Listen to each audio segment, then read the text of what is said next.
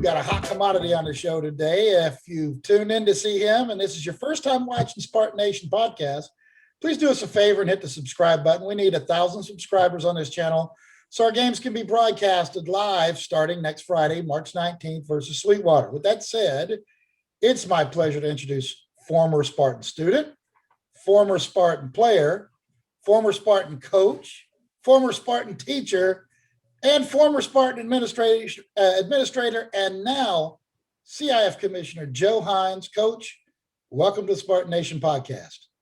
Coach Bannister, thank you for having me. It's a great thing you're doing. They've been fun to watch. You've had some good people on there. It's a great thing. Happy to be here. Thank you. Yeah, we've got this has got a rich history, man, and there's a lot of folks that have contributed over the years, you being one of them. And so we're really happy to have you on. Can you give our audience a history of your time at Chula Vista High School? Absolutely, Howard. Thank you. So I'm proud to say, and I emphasize the word proud to say, I'm a born and raised Chula Vista guy. I grew up in the heart of Chula Vista, about a block away from Chula Vista High School. I went to Rice Elementary right across the street from the high school. Went to Chula Vista Junior, Chula Vista High School. Grew up going to Spartan football games. Grew up as a kid going to the old Boys and Girls Club in Chula Vista, which was, filled with all former Spartan athletes and former Spartan football players. And just great times, great experiences. I mean, I could not wait to get to Chula Vista High School to start playing sports. And it's interesting. Back in the day, it was Chula Vista Junior High, not Chula Vista Middle School. So if you were a ninth grader and you wanted to play sports at the high school, you had to, go to school at the middle school and could go up in the afternoon. And it was before freshman sports, so you had to try out for JV back in those days. And I am a little embarrassed to say that, I never really played tackle football as a kid. I was one of those kids that, again, I talk about the Boys and Girls Club. I grew up at the Boys Club. I played every sport they had over there. I played Little League. I played soccer for 12 years as a kid and never really even played tackle football until I got to high school. So, ninth grade came and I was excited to potentially go out and play JV football at Chula Vista High. And unfortunately, my mom wouldn't let me play. My parents wouldn't let me play football as a ninth grader. I ended up playing soccer again. So it was like a 270-pound soccer player out there rumbling around and doing that, which was pretty interesting. But it was tough. It was tough going up in the afternoon and seeing all my buddies. Some of them are just rinky-dink little guys playing football, and here's this big old guy standing around, not playing. And of course, I'd known Mr. Chapman, Coach Chapman, and I was on there. I'd known him forever, even before that. But that was the first time I ran into Coach O, and he's like, "What are you doing sitting up here in the stands? A big old guy like you." And I had to tell him, I go, "Yeah, my mom and dad won't let me play, Coach." And so, and my parents became great friends with Coach O and and Coach Chapman. They'd known him forever, so it was interesting. Not playing, and Coach O doing his darndest to push every way he could to get me out there. But I did not. My freshman year, I just played baseball as a ninth grader, and started again as 10th grade and played JV football, and I was hooked. I was hooked from there, and it was a great experience for me. I had fun on JV, just playing with your friends, playing with your kids you grew up with. And part of that exciting thing about high school sports compared to club sports is, that's when you first started getting those experiences. I mean, this, playing youth soccer, playing sports, the boys club, you play against your neighborhood friends on different teams, but now, you get to high school and it's all about those rivalries. It's about going about all over Chula Vista and all over the South Bay, playing those kids that you grew up with on different schools, and they're growing up, and it was awesome. And that's when I always laugh with Mr. Chapman. I know Mr. Chapman as a baseball coach, a Little League coach, and just a guy, but Mr. Chapman as a football coach is a completely different Mr. Chapman than it is Mr. Chapman at, everything I'm sure else. He's motivational on every phase, but football, Coach Chapman's, I'm sure. Yes, he is definitely a master motivator. And I even when I went to college, I wish I could have taken Mr. Chapman with me, because there was never a time you weren't prepared to play between him or Coach O with respect to being a kid and just the passion they brought to coaching. They did, but yeah, it was a great experience. Howard, played JV and varsity as a junior and senior. Had a great experience. that was when the South Bay was this. That was at the time, Sweetwater was number one in the county. Chula Vista High was number two. Both my junior and senior year, we were tops in the county and battling. And it was a great time to be a Spartan football player. And just again, those friendships, those lifelong lessons you learn as a high school football player. But to me, people don't understand it. I laugh at people. They say, you're a Chula guy, man. You're a Chula. What's wrong with that? In my opinion, I mean, you have to be a Chula guy to understand what being a Chula guy is all about. And it's just different. It's the whole culture of that school. And that's not something that's just set by the football team. That's set by the principal we had, the culture of that school, the band, assemblies. I mean, it was something special to be a Spartan. And that's something I'll never forget. And you could tell people that outsiders, what's this Chula thing or this Home of Champions thing? Hey, you don't know, you don't understand, you haven't lived it. But if you have, you understand what that means. And to me, people say, Chula's change is different. And I go, it may be, but the core of Chula Vista and what it is and what it's about is still there. So to me, that was awesome. And then, obviously, lucky I was fortunate enough to get an opportunity to play football at San Diego State after that. That was just another great experience. Obviously being able to have my parents go watch me play, but even being able to have my high school coaches, Coach Chapman, Coach Johnson, Coach O, all those coaches that coached me in high school, they could come out and watch us play. And to me, that was, along with my parents, that was something special. And, it was a great time to be at San Diego State. It's a great time to be an Aztec. That was some of the, obviously in my opinion, I'm somewhat biased, but I will tell you, my junior and senior year playing there at San Diego State, I mean, we were playing every week with full stadiums. And Marshall Faulk kind of helped that too, didn't he? Yeah, we're coming to see Joe Heinz. Let's just put it that way. That's for sure. Joe Heinz had no impact on that stadium. Well, you did. I mean, he got to run behind somebody. Yeah, I was, Howard. Coach Rachel and I were lucky enough to fall down a few times in front of Marshall, and he was good enough to make the rest happen. But yeah, that was special time. Getting, luckily, you go through it in college. You get all the experiences. You get the part where you're on scout team, you're showing up every day and you're just getting beat up and you're not traveling to games and you're wondering, why the heck am I doing this? And then as you go through and as you keep grinding, you see, okay, you know what? You work your way into the travel team. You work your way into a backup position. And, lucky enough, my sophomore year, I was able to start a couple games. Then I started my whole junior and senior year. So it was a great experience again, especially being a local guy. Because at that time, the previous coach before me and Coach Rachel, who is my brother-in-law and one of my best friend in the world, is he and I grew up together. We got to play together and both of us being local guys. And the previous coach before Al Lugabill, who came in after my freshman year, took over, they were recruiting all San Diego guys. So I mean, there was some of the top talent in San Diego.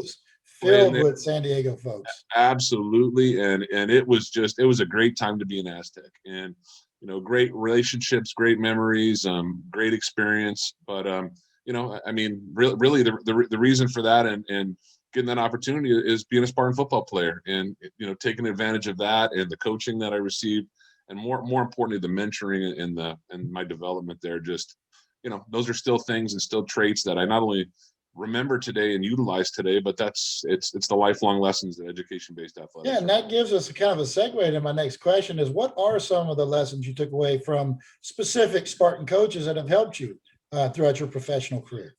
Yeah, absolutely. And the great thing for me, Howard, is not only were some of those coaches who were my coaches, but also coaches I work with. I learned a lot from, guys like Craig Wilson, Rex Johnson, Gary Chapman, Andy Crossway, Coach O. They were all coaches when I was there. But when Judd and I, as soon as we finished college and both started coaching there, which was 93 was our first year there, they were all still coaching there. And, we met up with other coaches who had been there that had come right after we left, Craig Wilson, Greg Molina, other guys.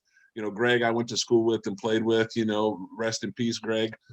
But just incredible people. But not only were they I get an opportunity to play for them and get a chance to coach with them, but they helped me obviously develop as a coach. You come out kind of cocky as a college guy, thinking, hey, I can just step right in and do this high school thing. And I remember there's lots of conversations I had with Craig Wilson and some of these other guys that have been around. Hey, this is different. You've got to learn how to coach kids. It's not, telling ain't coaching. It's, you've got to learn to coach kids. So, just obviously learning how to be a coach, learning how to work with kids. But to me, overall, most importantly, is those lifelong friendships that you develop. You spend so much time with those coaches. I don't know if people truly understand, how much time, I mean, they do, but even back in those days, it was a 7-day-a-week affair. I mean, we were there all day Saturday, half the day, most of the day on Sunday, and you'd get back to work on Monday and you're doing it again and going. So it was a lot of time to spend, but those times I wouldn't change those for the world. They were just had a huge impact on my life. But more importantly, back to your question, Howard, I mean, having mentors like Gary Chapman, like George Ornshorgan, Rex Johnson, guys that just had a huge impact, not just on my immediate short-term years in high school and college, but the lessons they, commitment, integrity, any type of everything you look for in a high school athlete, everything you look like in a quality person. I mean, their lessons, the things they taught me took me way beyond the football field. I mean, those are things that, working with Coach O and Coach Chapman. I mean, I was an assistant principal for Coach O when he was the principal. I mean, going up and seeing, those guys are mentors me. They've taught me the philosophical things, the integrity, those things you need to take in your position. More importantly, how to work with kids. And in my opinion, coaches are the best teachers because they know how to work with kids. They know how to pull the most out of kids. They're there to be support modules for those kids above and beyond just being athletes or being students. I mean, hey, there's if you're just there, hey, sorry, I'm just your teacher, I can't do these other things, you're probably not teaching for the right reasons. So it's been a great experience for me. Those lifelong lessons that I've learned from them about the importance of not just being a quality student athlete, but being a quality individual in life. I mean, those are things that I try to instill in my student athletes and things that I still carry forward to me today in what I'm doing. And, geez, Howard, what's that been? That's almost been a minute now, huh? I was laughing also thinking because you were assistant principal at the high school when I first started teaching as well. Yeah. And I was actually thinking about how teachers often tell me that they'd rather send a student who needs a little discipline and needs a little redirection. It's much more effective to send them to a coach than to a principal or an assistant principal, because again, that experience, that connection, and the respect that they tend to have for their coaches. And I will tell you, Howard, yeah, and I'm going to say that's 99% correct, Howard, but I will tell you there was a time, even when Coach O and Coach Chapman were no longer coaching, for the most part, yeah, most teachers would say, I'm going to let your coach know. I'm not even going to write a referral. I'm going to go tell your coach. But there was some times back in those days, I think some teachers would say, I'm going to send you to see Mr. Chapman or Coach O, because once they retired from coaching, they didn't retire from being people that would drop the hammer. With those two, I can absolutely believe that. They had a way of helping kids understand the Spartan values and doing the right thing. So it was good. But yeah, Howard, it's been great. And I consider myself fortunate to say that I have the privilege of not only being a student athlete with them, but considering them mentors and friends. And it's the guys are legendary for a reason. So. They are. All right, absolutely. Let's go ahead and get into this next one then. Coach, Judd always, how can you ask me this question? But I'm going to hit you up with it. Who are the top 5 players you ever coached at Chula Vista? Top 5 players, and that's hard, Howard. It's hard, and I know there's and I'll be honest with you, to say just 5, Howard, is hard for me, because every year you would have kids that have gone through. I mean, yeah, I could say we've had kids that have been Division I college athletes that we've coached. I had the fortunate part of coaching with Judd all those years. So for me, Judd and I worked together, and those are products of not just me, but both of us, Howard. So to me, that's important. And you want to talk about more fun, just Judd and I, not only coaching those kids, but just watching them grow into young men was something else. And I mean, it's hard for me to pick just 5, Howard, and say that, because again, every year we had top kids every year that would go through, and it was, and to say I have just 5, I mean, is hard. But it's also hard to say after just, having them 3 or 4 years in high school to say, yeah, these were the top kids we coached. Because in my opinion, when I look at a kid, how do I determine if I'm a successful coach? It's not how I determine them when they leave, 3 or 4 years after being in high school. I want to see what they look like, when they get into manhood. What kind of father are they? What kind of person? What do they do in life? And that tells me whether or not Coach Rachel and I were successful coaches. If we have people that are successful individuals in life, to me, that's what it's all about. So, to name just 5 is hard, Howard. And yeah, I see why Jed would have a hard time with that as well. Well, he ended up giving me like 30. I had to I'm sure he could. I'm sure he could. I had to do like tiny fonts and put like 100 people on the screen. Yeah, exactly. And I'll be honest with you, I'm sure all of ours would be close to being the exact same, because he and I, as you probably already know, are ironic. He said you brought him in, right? You kind of talked him into. I know you aren't the one who hired him, but he was doing Arena League, and you kind of talked him into coming over and getting. What year was that? That was 1993, Howard, which was pretty funny. That was your first year coaching also? Or it was my first year coaching. I had just finished. I finished in 92, and the bad part for me was like the 10th game of my senior year in Colorado. I broke my leg, and that was the end of my, anything that was going on, or my aspirations, or what was happening, potentially going on beyond that level. But I also was hanging out with Judd and going, when he was coming back and forth from Phoenix, we were still doing our thing and then hanging out and having fun. And so finally, Coach O had talked to me and said, hey, you know what, you're going to be out here for spring football, right? And I'm like, yeah, of course I am, Coach O. So, as soon as the stuff Judd finished, I think, Arena finished somewhere there in late April, I said, hey, Judd, man, let's go. I'm coaching, you're coaching with me. So, I dragged his butt out there, and the rest was history, man. We fell in love with it. We fell in love with the kids, just that camaraderie of coaches, and just, being educators was huge. So, it was something special, Howard. But to answer that question, it's hard for me to pick just 5. Yeah, that's all right. I had to throw it out there for you. Yeah. Yeah. So let's move on then. Let's.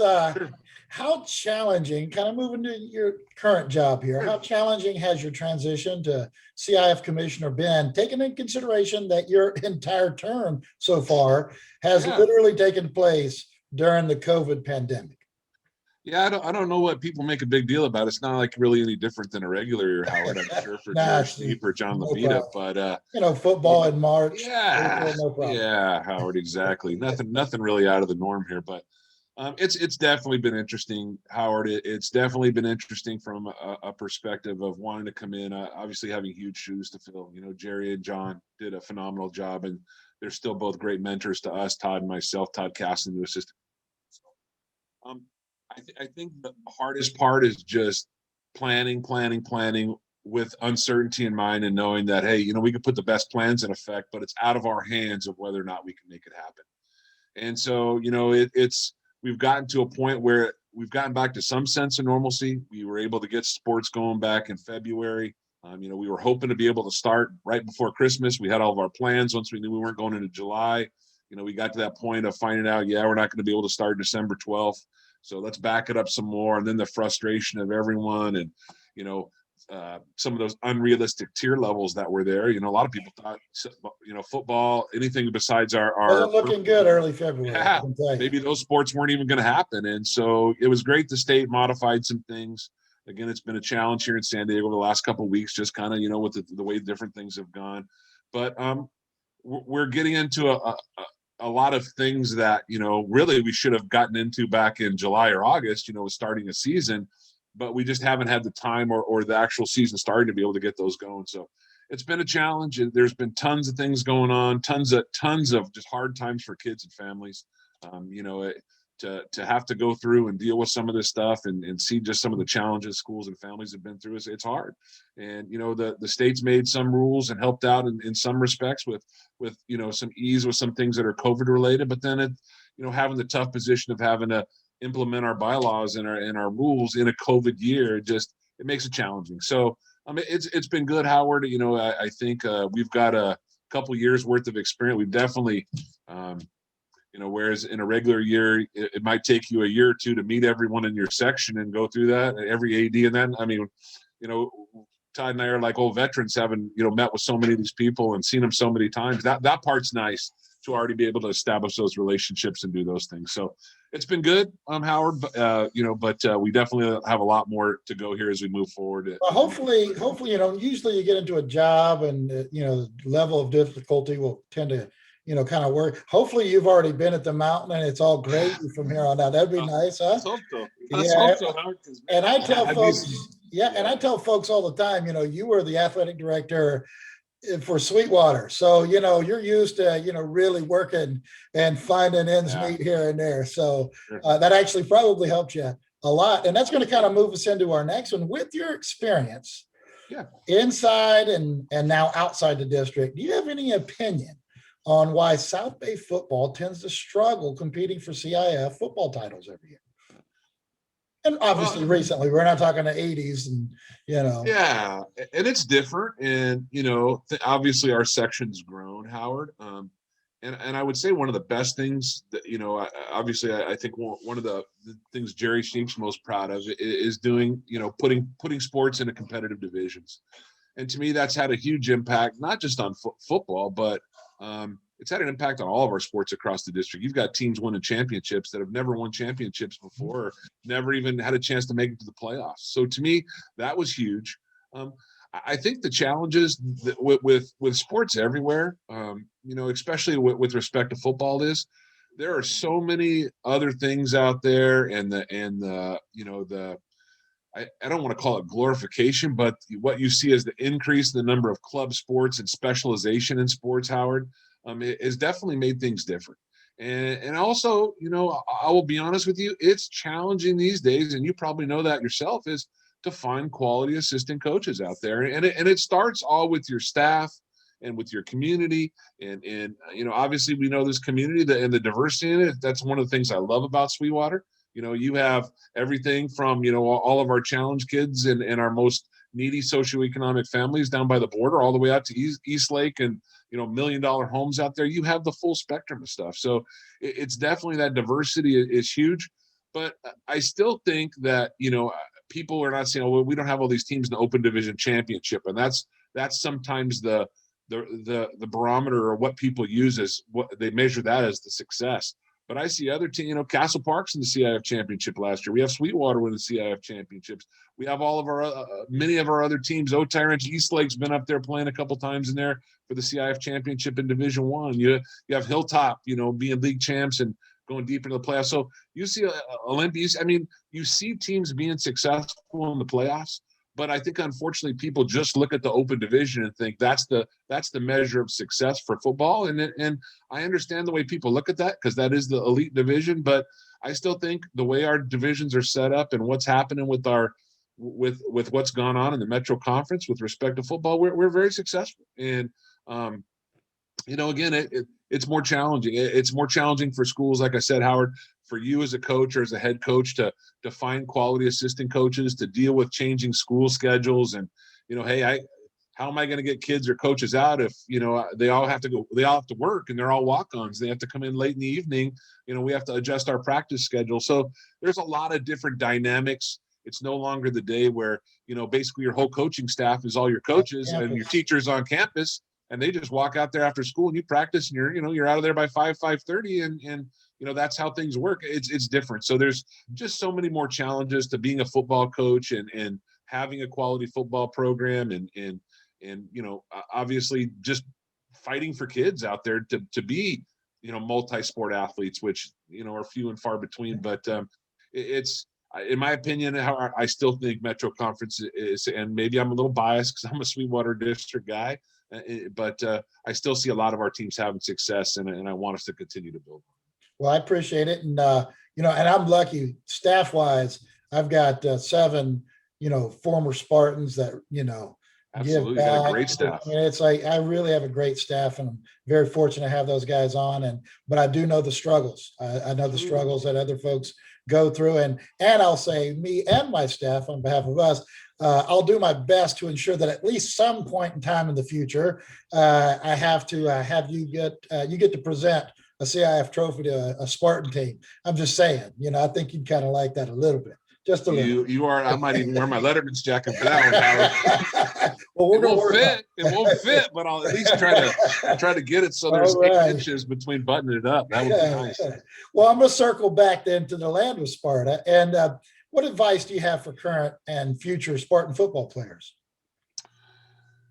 One, what I would say is don't take anything for granted, or don't be that person that finishes and said, I coulda, I shoulda, I woulda, but didn't do it. I mean, obviously you have to embrace being a Spartan. You have to embrace what it's all about. You have to embrace your coaches, but you have to understand, am I willing to do everything it takes to be the best high school football player and the best student athlete that I can be? To me, that goes above and beyond. And to me, and Judd might have told you, the stories, Howard. I remember in college, I learned a great lifelong lesson. And, practice would be over, and we didn't have easy practices. We had long practices, and we were tired, and we were spent. And, I'd be shower up, get dinner, be rolling out of there, and you'd see this group of guys just working out in the weight room. And, after practice, all sweaty from practice, just in there hitting it, working out hard. And I'm looking at those guys. What are those idiots doing? Forget those guys. I'm going home.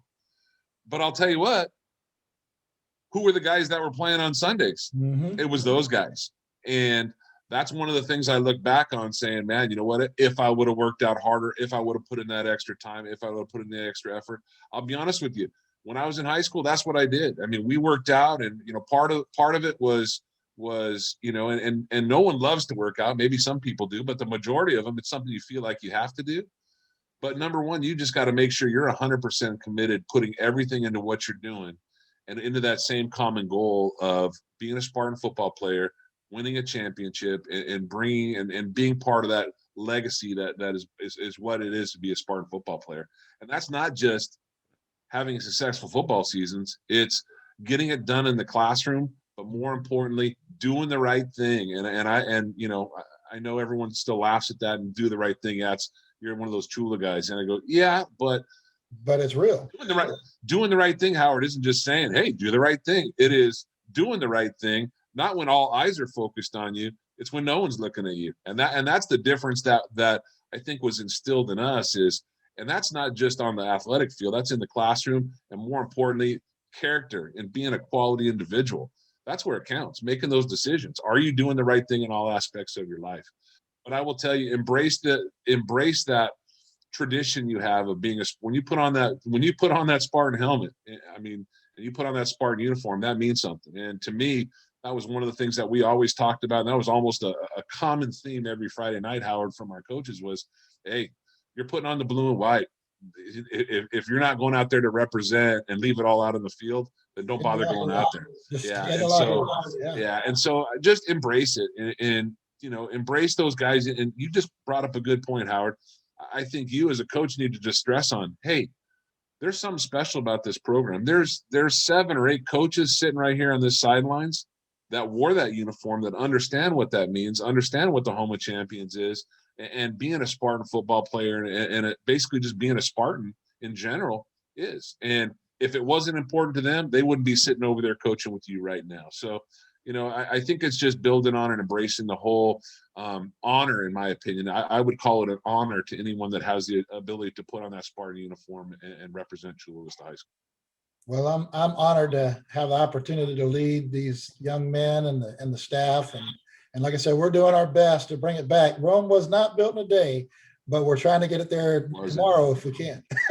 Howard, I'll tell you what, and I'm not just saying that because we're on here together, and I would tell anyone that, Howard, you're doing the right things to get that program going. And I know you're putting your heart and soul in it, and you do have a great group of assistant coaches, and keep grinding. Those kids, you're getting the most out of them, and that's what counts. And thank you. And I would tell you, it would be my extreme honor, as it would, and I know Gary Chapman would be standing right next to me, as would George Jonas Horgan, if we were getting to hand you a CIF championship, they'd be right there to give you a big hug and congratulate you as well. Because But Gary says, if I, only win or tie, not the. yeah, he always tells me that's his mantra. That's his mantra. I love it though. I love it. Yeah, and even though Judd's a Mustang, he'd be there to support too. I've seen his closet, Howard. He's still got all his Chula stuff in there. No, it's exactly what I'm talking about. I can't get rid of it. I need to buy an extra closet just for it. Yeah, you can't. You just don't do that. Yeah, he knows better. So it's to wrap us up there. Is there anything you'd like to say to some of your past players that maybe you haven't seen, that they're going to tune in and love to hear what you say? No, just how proud I am, and how lucky I am to have had that opportunity to coach those kids.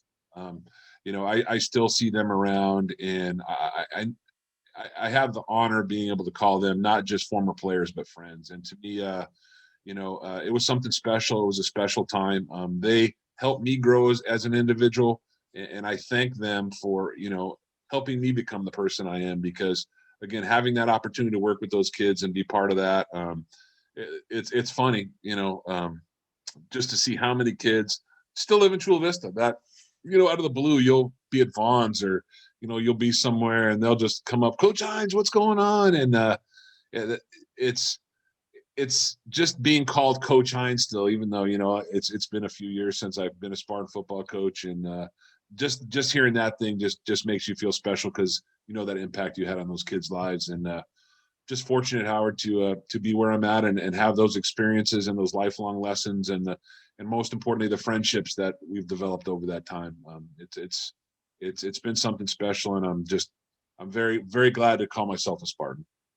Well, thank you. Thanks for coming on today. And folks, that's going to wrap things up for today. I want to thank Joe Heinz for joining us. I'd also like to express how proud we are as a Spartan Nation of the great job he's doing for athletics around the county. I'd also need to remind everybody to please find somebody, grab their phone, hit the subscribe button for them, whatever you got to do. We need to get to 1,000 subscribers by next Friday. Please check out our past interviews with legends. Coach Chapman, Coach O, Coach Ray Chow, Coach Johnson. We just put one up of Coach Wilson as well this morning. And coming up after this podcast, we have some great content for you. We're going to have a podcast called When Worlds Collide, which will include the principals of Montgomery and Chula Vista High that both played and coached at those respective schools, yet now find themselves the head honcho of their ancient rivals. Also, with football getting into the swing of things, I'll be passing the torch somewhat to our new announcer, Andrew Breitenbach, as he interviews myself to preview the upcoming season. We're working hard for you, so help us reach that 1,000. And it's not just for this channel, it's for the kids and their families to be able to watch their games live on YouTube this season. So hit that button. And oh, by the way, Legacy of Pride, Sweetwater, March 19th, next Friday. Players, let's rep the city, and we will see you on the field.